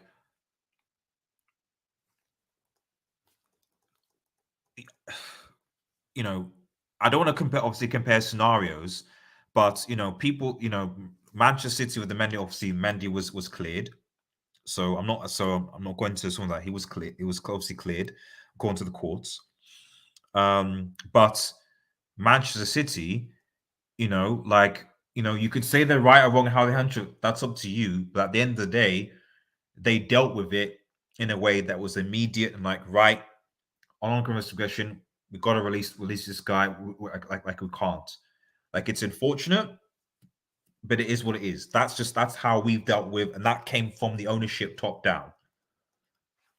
Whether you think that's right or wrong, it's up to you, especially obviously given the recent court clearances from Mendy. So, but the point is not to be a definitive he nor there. The point is that at some point you need definitive, decisive action, and then you can deal with the fallout. Okay, that's the problem with Manchester United. It's indecision, it's lack of communication, it's poor management. That's basically the summary of Manchester United and the culture around the club.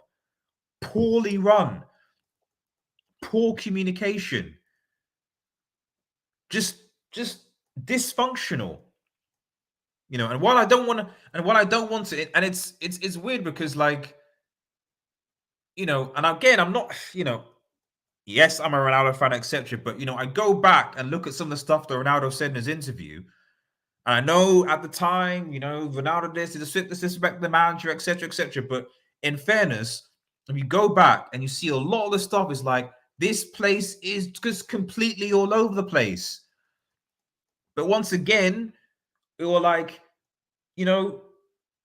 because of the toxicity, we have scapegoats. So, okay, Ronaldo, Pogba, you take the hate. Okay, Ronaldo, you take the hate. Okay, Maguire, you take the hate. Okay, McFred, you take the hate. Okay, fine. Okay, because they're players and they're tangible. We can do them, but the reality is, fundamentally, they're not the problem. The problem of Manchester United is not Ronaldo. The problem of Manchester United is the Glazers, and always has been. And that should always be, irrespective of your point, people's focus. Until there's cultural change at Manchester United, stuff like this will always happen. That's just how it is. Wanting Greenwood out and wanting Qatar is any conflict of interest. I don't know why people make the Greenwoods and the Qatari comparison at all, because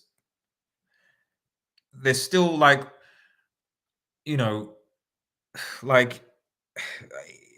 yes, even if someone has something to a state, people are still individuals. They're still individual businessmen that make different decisions and different thought process. They're not one homogenous entity.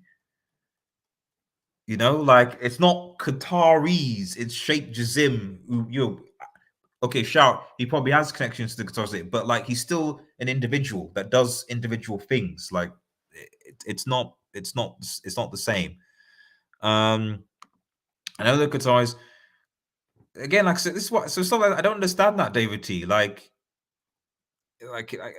Qataris are not it's as an individual. And again, so a good example. A good example is how City's Abu Dhabi. They've had the case. So come on, the people are individuals. I'm not saying that I don't know what Sheikh Zim or Sir Jim would do. I don't know what people are basing and saying that Qatar would react this way, but Sir Jim because he would react in this way. I don't know what that's based on, because we have the Glazers who are American who are reacting in this particular way. So I don't think you can necessarily react on how people react in this particular situation. And of course, it's difficult again because we don't have the full picture, the full facts in front of us. So there we go. Where are we? Can I ask you a question? So yeah, give me let me just quickly read the comments here. But still was of the that was, I think this is referred to yesterday, the women's team's comment. Yeah, the way that the Manchester United have handled the women's team has been bad. The women's team in England probably get treated a lot better than domestic sides in Colombia and Nigeria. Yeah, that's I don't disagree with that.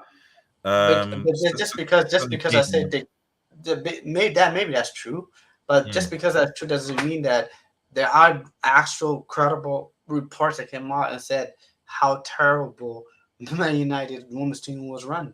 How I look it up, like was it not the manager, this current manager, but the previous current manager left because of how the conditions that the women's team were the fact that like they had to go and walk towards walk out of the way to go to the bathroom and stuff like that. Like it was a lot of damning stuff that that Man United did to the women's team.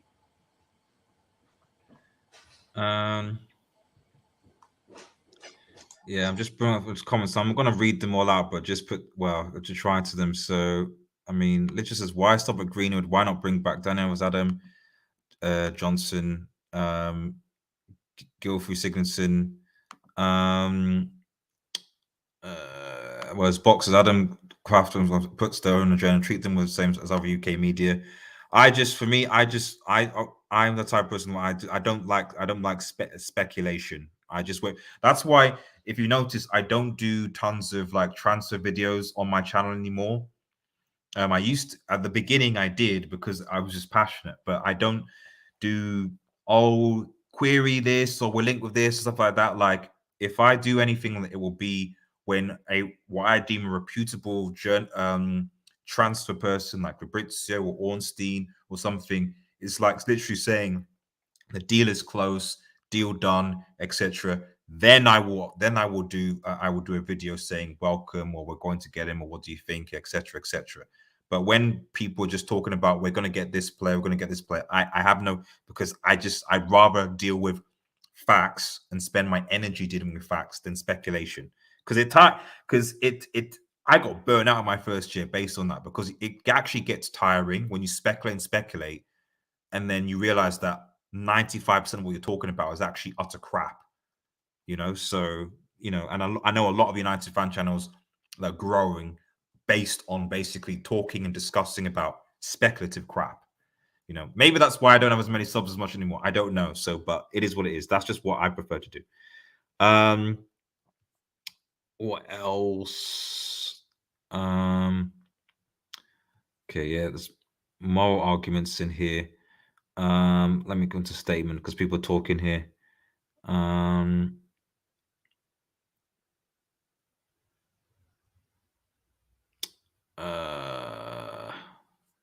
People talking about sponsors. Oh, big up Stephanie, my mod. Thank you, Stephanie. Big up RDS in the chat. Thank you so much, Stephanie. Really appreciate you. 26 likes. J2 says Glade to SC, because I see there's a sweatshop argument or something like that. So, but anyway, Glaze to see Greenwood as an asset before person. Can I also touch up on something though? Yeah, look, if people don't know, I live in America. I lived in America all my life. This situation, the way America conducts and treats their how do I call it, athletes is different than and this is something I'm noticing in the UK. We had instances where NFL players were, sorry to interrupt you. See, people saying big up King Stash, and I've just literally just got this. Like, I assumed you. Let me just have a look, because I don't see this in the Like, I assume, he's given 5 memberships. Thank you so much, King Stash. Thank you so much. It doesn't come up on my StreamYard feed, so it's only when I see people saying big up, saying thanks, that like I can actually pick up like that. You actually haven't. So, King Stash, thank you so much for the memberships. Claim your memberships, guys. We're going to be doing our second like live members discussion about and well, I'll let you know what the topics are. Well, actually, what we're going to do is like post your topics, what you want to discuss on questions in the tab, and amongst other things, we'll have that conversation actually. So, and I think that this conversation is going to be about Champions League and European football. So, but thank you so much, King Stash, and as Steve says, be up King Stash as well. So, apologies I didn't get to that sooner. It's just like I say, it doesn't flag up on my StreamYard. Sorry, Yasser, go on. Yeah, so there's actual physical and actual film evidence of NFL players physically abusing their partners, or or Roman or whatever. And the way the NFL conducts things is different than the way things are conducted in football. The reaction is the same. People, the outrage into people's reaction, but the punishment is different. Where a player will get suspended in the NFL for like maybe 9, 10 games, or half a season, or a full season. But and then what ends up happening is like that player, maybe it gets to a point, if it's extreme, they get cut from the team. But then that still doesn't mean they don't have a career anymore. They end up in a different team, and it's like people completely forgot about what the guy did. I think one of the examples is there's a running back that used to play. So in terms of just it. Well, I mean, like again, not trying to be comparative examples, but you can make an argument that was the case with like Alonso. So it's like people completely forgot. This was back in his Spain days. People completely forgotten that the man killed someone drunk driving. And again, so I'm not saying this to. But I'm just adding to your point in that like, you take a change of team and a different country, and suddenly people just forget that something has happened. So I'm just adding to what you're saying. So because the thing is, like, the Glazers, people need to understand that the Glazers, foremost are Americans. They own an American franchise team in the Tampa Bay Buccaneers. The way America, the way the NFL, the way the NBA, etc., conduct things is completely different than the way football conducts in Europe. It's completely different. So, in the NBA or in the NFL, most specifically in the NFL, you see a lot of domestic violence. You do, and you see the punishment is not steep. It's not steep. These players, they might get suspended without pay for like a year at most, might get cut from the team, but they still have a career afterwards. People tend to forget. The player I was going to mention was as a running back that played for. He used to play for the Chiefs, and he got released, and he ended up playing for the Cleveland Browns. Picked him up, and it's like whatever he did to get from point A to point B, people completely forgot. And it's like the outrage was there at the moment, but after a while, people forget these things. Again, in the NFL, it didn't take. People loved the Hernandez guy. There was a player that used to play for the Patriots. He actually killed someone, and if it wasn't for the fact he actually killed someone, and there was actual evidence that he killed someone, and he went to jail for it, people loved the guy. They still would have wanted him to. I think people were more upset that this guy. They're give me 1 second. You're right. Yasser, get that. It's okay. Forget Yasser. Get that phone, man. Get that phone, man. Yasser, I love Yasser, man. Like Yasser's committed. Yasser's working, man. Is good. So like I was saying, people were more upset that he got convicted because they couldn't put him in their fantasy team. Then they were anything because he was in their fantasy teams. Like he was a phenomenal player. So again, it's like any sports fans are fickle. Football fans are fickle. Rick, I'm not gonna lie to you. A lot of people really don't care. If Greenwood comes back, start banging in goal, he will be celebrated. That's just the reality. He might get boozed here and there, but he's gonna get celebrated. The only, it's a status. Of course, it's a status, because if this was, say, for example, average Joe Blogs who, I don't know, came from a foreigner like, I know, Afghanistan or North Africa or something like that, and he did that, people would have a completely different reaction. So that's the reality. The media, the public, society have a completely different reaction. So the same people that But anyway, I'm going to put that to one side. Let me just read quickly with some comments. So again, big up to King Stash, man. Really appreciate it, buddy. It's important the fan base. It's important the fan base be united, even if we don't agree. Everyone has yeah, exactly. Because, and this is what I'm saying. Why, for me, what I can see, the agreement that I can see, the only thing that I know that Manchester United fans seem to generally agree on is that we need new ownership. Whatever side people are on, I don't really know anybody that I know, certainly in my sphere, that is like, I'm Glazers in. I love the way that we currently do things. I haven't seen anyone. Maybe they do exist, and respect if they do.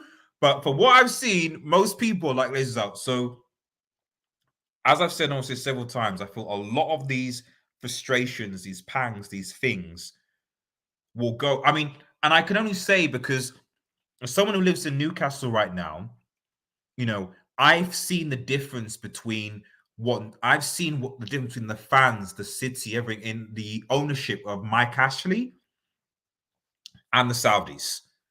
Like, it's completely different. Completely. The city is buzzing. The stadium is packed. Newcastle fans are happy, cheering, positive. There's a vibe. You can feel it, even if you're not in the stadium. There is a change. There's literally been a cultural change, an atmospheric change that you can feel. So I have first evidence of seeing it, that what new ownership with people who care about the club, who want to see the club succeed, not necessarily spend hundreds of gajillions, but really have a plan going forward. I'm seeing it. I'm seeing it. So I know it's possible. I'm not saying the Saudi owners are saints or whatever, but just culturally looking at the difference between Ashley era and Saudi era, it's literally night and day. And that's what I'm talking about when I mean a cultural change. It needs to be an atmospheric change at Manchester United. That for me is the only thing I want right now. And it's looking less and less likely as the days go by.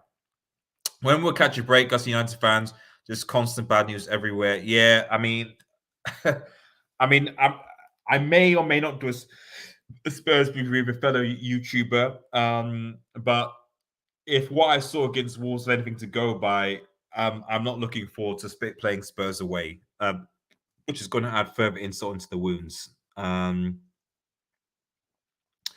Stephanie again says, breaking news, Liverpool have shown interest in signing Harry Maguire. Chelsea responded saying, thank you for lighting the room, Stephanie. Yeah. Funny enough, Liverpool have just signed an Endo from Stuttgart. So, whatever you say, I mean, I know people are bantering, as an aside, I know people are bantering Liverpool about it. But in fairness to Liverpool, like, clearly they've had, well, maybe, I don't know, maybe they're desperate. Maybe they are desperate, or possibly they've had a list of players. We can't get that player. We can't get Black there. We can't get Black player. Oh, we'll get that player. I generally don't think that Manchester United have such a list. Or at least if they do have a list, there's only 2 on that list. So it's like, okay, you can't get Amrabat. You can't get, so you couldn't get Kane. So you couldn't get Hoyland. Fine. I don't know about Mason Mount. I'm not going to talk about Mason Mount. You got Onana, first choice. Great. You can't get Amrabat. Okay, so what's next midfielder? Okay, we need a defender. Fine. Ronaldo was 121. Yeah, I don't disagree with that. But then you can make the argument the manager seems to be going through the situation currently right now. So like he's not saying anything about the current situation, but he's not a lot. He can't. Yeah, but anyway, but yeah, I take your point. But it's just I think the reason why I highlight is that I think that aspect was lost in the translation. And so many times over the last couple of seasons where there's been momentum against the Glazers, etc. It often that momentum against the Glazers and the pushing going out seems to ends up being directed towards either players, managers, or in this case now recently other owners. So people are talking about at the end of the day with the Qatar versus Jim. At the end of the day, I didn't actually really care because to be honest, my main thing, the only reason why I was getting angry with the Sajim bit was because I was thinking, are you really going to give the Glazers the idea that the Glazers are going to potentially have some influence in the club? That was the only reason why I wasn't necessarily pro Sajim. But if it was just Sajim wants it all, Qatar wants it all, it's like, I don't care. I don't mind. Just I want new ownership. I want to see potentially a change in culture. You know? Stuff like this will always happen no matter who owns the team. Yeah, I don't disagree with that, but what I don't disagree with that. There's these issues come around, Neil, of course. But what I would say is that like you can definitely get a change in culture, and obviously I cite the Newcastle example as a good example of that. I think I've got all my questions here.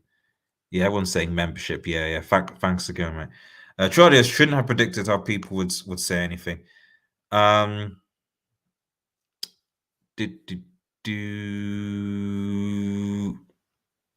Rajit shouts out, big up to you guys. Big up the fam. Guys, we've got a good community. What I'll say this, because I know this has been quite a negative stream, and I don't really want to I don't want to be all negative because at the end of the day, like why I still do, to be honest, why I'm still even in football is because of this channel.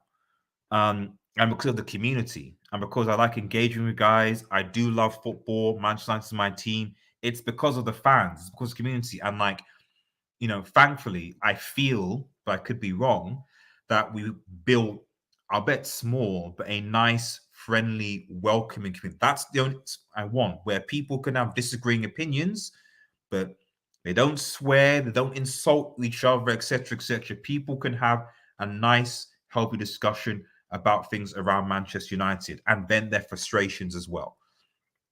That's why I do it. This is therapy to me as well. So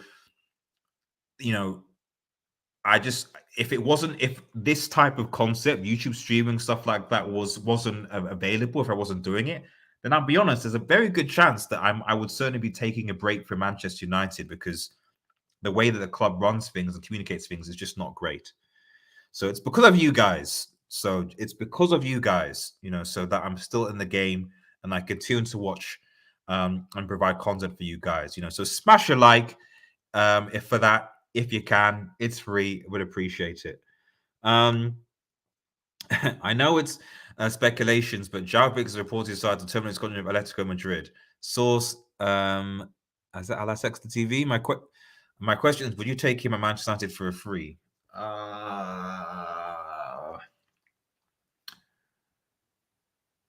Would I take João for free? To be honest, yeah. I know that's something, but if he's free and if he's not going to demand particularly high wages, then yeah, why not? Attacking wise, really and truly, Martial, we're still waiting to see Sancho and Anthony really pick up. Martial is going to be injured for most of the season. Højlund is an unknown entity. Rashford can't do everything all by himself and will give us limited amount of goals. Yeah.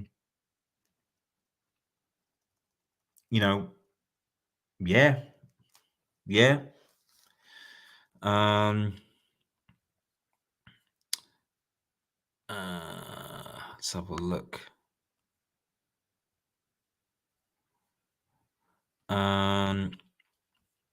Congratulations to Manchester City selling Kyle Walker. Did they? Is that? I thought Kyle Walker signed a new contract. Let me know in the chat if City selling Kyle Walker. That's news to me. Let me know in the chat. Like I thought they were keeping him. They're keeping him. Asfat said Greenwood Galatasaray. Okay, to Turkey. I mean, again, that is something obviously that people that we don't know options. That's certainly something that people consider. Him going out on loan. I don't know whether that's a halfway house. Maybe people might see it as a halfway house. He doesn't come to United, but he goes on loan, and then maybe the stuff comes out that puts things into context, and people are allowed to process it. Whatever. Maybe that might be an option. Shout out to the Super Stash by King Stash. Thank you so much, buddy, and thank you for super chats. Greenwood was like John Jones in the UFC. Oh dear. Oh dear. Who cares about Manchester City? Who cares about Manchester City? Many players across the world have been found guilty for the same thing. Yes, and it's wrong. If you want, okay. Fair enough. Shout out to Christian, you got one of the free memberships. Thanks. Hola. Okay, we're talking about football now. Okay, so sorry. So I've just seen that we lost to eventual Europa League winners and a team who took City to penalty Sevilla. My question is, did we really lose to an inferior team? Yes, David T. Yes, we did. We did still. Yes, we did. We did.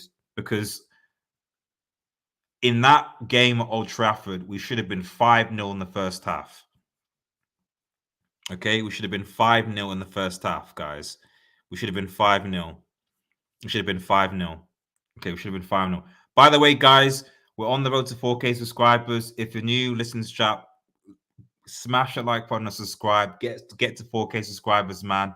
I really, really appreciate it. I ideally want to be done by the end of the month would be great, you know. So, and then on the road to 5K and then so on, you know. So really, really appreciate it, guys. I try to be fair and balanced on this channel. If you see me on a certain other channel, it'll be a bit different. But on this channel, I try to be a bit more level-headed because I think most channels these days are reactionary and speculative, which is fine. It makes great content, but I still think there's a niche of people that want to have concise, balanced, and healthy discussions, and that's why I want to try and run this in this channel. Did King Stash did you gift another set of, and King Stash has gifted another? I've just seen it. Big up King Stash. I'm like, what's going on? So big up King Stash again, man, who's bigging up, is giving memberships, guys. This membership stream is going to be amazing at the weekend. So I'm hoping this weekend to also to take an aside regarding memberships.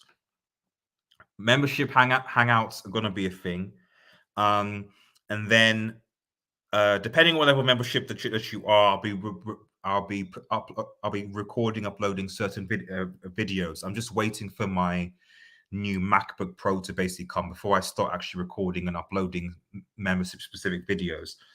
Those will usually include United player profiles on present and the past, and you can see some already. But also things that aren't related to Manchester United, because I know there are a lot of non-Manchester United fans that are watching and that are. So it'll be things like regarding the Premier League and top 5 and different discussions like that. Neymar, Messi, and so on and so forth. So those also will be there as well. And also stay tuned, because what I'm going to be doing is I'm going to be putting on weekly questions, imaginary questions and polls, stuff like that as well. So there are things coming. But I'm just one guy. Let's go. Yeah, and everyone obviously saying big up King Stash. See, there you go. See, this is why we've got a great community, guys. We've got a great community, man. We've got a great community. RDS, when are you and Roy doing a stream together? I'm trying to think. Possibly. I don't know. Is the answer to that question? I don't know. Possibly when the Champions League arrives, and I'm hoping that United and Milan get drawn in the same group. Yeah. I wanted to do a Champions League a stream. So yeah, I think we might do something on those lines. Or what we might do is for the members, we'll do a Serie A. For those who are interested, we'll do a Serie A predictions, and I'll get Roy on, and we'll just do a prediction for Serie A. That might be something that we'll do. So I'll message him. Newcastle fans, respect. Yeah. Jay Jokin says Mount is the Antichrist. Is he though? And obviously, big up King Stash again. We are still needing an FDG type midfield. Yes, we are. We are. Unfortunately, we're not looking for that. And our midfield is exposed because of it. But on my transfer deadline show, which I'll get people on, we'll be talking about it. Yeah. And answer your question, Christian, I'll get him to come on the transfer deadline show. 29 likes. Guys, very possibly watching. Let's get to 30 likes, please. Come on, let's get to 30 likes at least. 35, ideally, you know.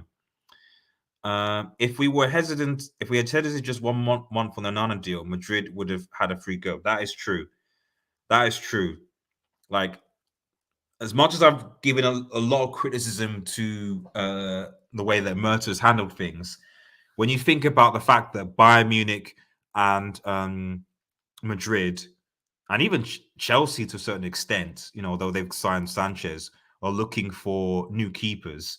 You know, Chelsea, Bayern, and Real Madrid all potentially could have gone for Onana. So, you know, that's for me, Onana's the best sign that we made this summer.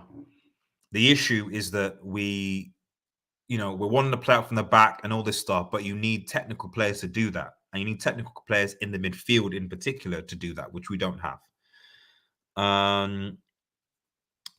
Yep, that's literally the summary of the stream, Stephanie. Thanks. That's the summary of the stream. He's a solid squad player, older, but they lost a lot in Milne and Henderson. He's on the older side. Yeah.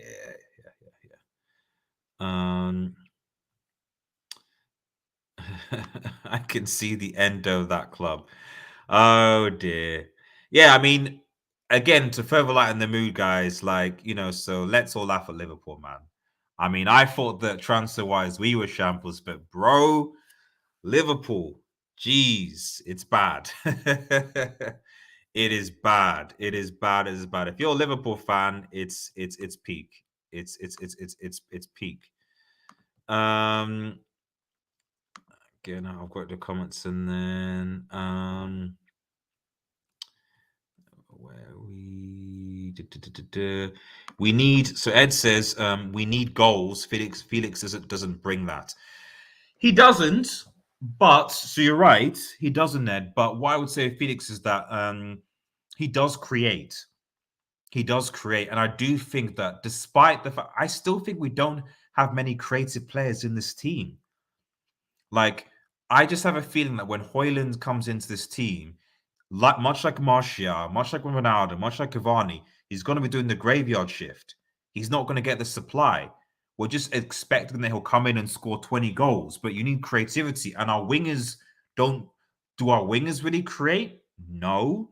Do our fullbacks create? Okay, sometimes, sure, definitely. And obviously, Wan-Bissaka's improved in that area. Midfield-wise, Bruno, again, occasionally.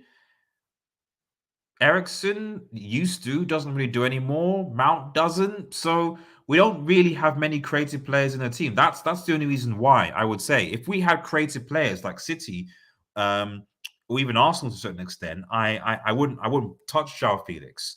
But we need creative players, and we don't have that. That's why. Someone says, I deserve to be at 4K subscribers. Very close now. Help us out by hitting a like and subscribing. Exactly. Thank you so much. Almost at 4K. You know, so I want to be at 10K subscribers if I could. You know, because I feel with 10K, I feel like, oh, I'm officially a YouTuber. Less than 10K, I'm kind of like, oh, am I still kind of a newbie, novice, etc. You know, so but I hope people like the content. So let me just read some questions. One more saying. So, how close are we to 4K? We're just under we're about 40 about 45 subscribers. 45 subscribers from 4K. 5K from 4K, I think. Yeah, so not that long. So less than 50 away, less than 50. Roger says, who is the heir to Messi? So we're doing the weekly. So well, what I'll do is I'll put on the list. We're doing the weekly Q&A on Friday. So we'll get your questions obviously in for that. I'll be posting that on the tab as well. If you have specific questions for the weekly Q&A on the community tab, check out the community tab and get them in so that me and Tom will be on and we can address that. And we'll talk about transfers and different things. And shout out to be in the chat as well. Went from Hendo to Endo. I mean, we're saying this, and then imagine if he comes and balls, so you don't know. Liverpool time and talk. I mean, bro, as a Liverpool fan, you know, for those who don't know, SSB has been subscribed for a while, is a Liverpool fan, but you know, he supports the channel, and I appreciate him. So thank you so much. Appreciate it. Competent Edwin van der Sar as the next. Well, unfortunately, Roger, Edwin van der Sar, from my aspect, is still recovering from what I think was a stroke / brain bleed. So I don't think Edwin van der Sar is going to be near football anytime soon. And hopefully, you know, so obviously my thoughts and prayers have always been with him, and hopefully he makes a speedy, a full recovery. Last time I checked, I think he was making good recovery. So, but I don't think he's going to want to go into a high pressure situation like Manchester United anytime soon. And as a doctor, I would even advise him to stay away from Manchester United for quite some time. You know, so given obviously what happened to him. They got the main chick and the side chick. Oh dear. Could Sancho be placed as a Cameron Ten-Hag system? Possibly. He's played it there a few times, but I've never felt that it worked. Need Frimpong or Fresenda that's to join. That's fair. Felix's problem is the team around him isn't that great. Or some of this guys were planting and doing dumb stuff. He isn't exactly the smartest guy. Yeah. He's there's clearly a problem with Felix. I think there's clearly a problem with Felix. I think. Any more questions? Sabika says, it makes this video wouldn't have leaked. Does people opinions haven't changed? Well, I mean, it can't really answer the question because like people then wouldn't have known about the situation. So like it just wouldn't have come out. You know, the reason why obviously the situation's there is because the information did come out. So people wouldn't have known. So yeah. And then we'll talk about fullbacks. Right, guys, we've been streaming for 2 hours, and I need to go to bed. I need to go to bed, and I need to sleep because we've obviously got some further shows. But big up to everyone in the panel in the chat. Thank you so much. Thanks, obviously, Yassin, for coming on. Thank you and the guys on the stream for really making this great. Really appreciate it. Remember, if you are new to channel, to like, share, and subscribe to Red Devil Studio. Follow us on Twitter, United X, and smash the notification button to know when we are live. Check out our secondary channel, Red Marvel, where I post movie reviews, games, all the rest of it. And Red Devil Studio Extra, where I'll be hopefully posting more shorts. Stay tuned as for the weekly Q&A, which will be on Friday. Tom should be back. We'll probably be having a transfer update show at some point in the weekend as well. On a Sunday. Obviously, if there's any sell info updates and stuff like that, we'll get that through. We'll get that through. And of course, the Spurs reaction will be occurring right after the game. And fingers crossed, we get the win. But we'll see what happens. It's been great, guys. Have a nice day, everyone. And cheers. Peace.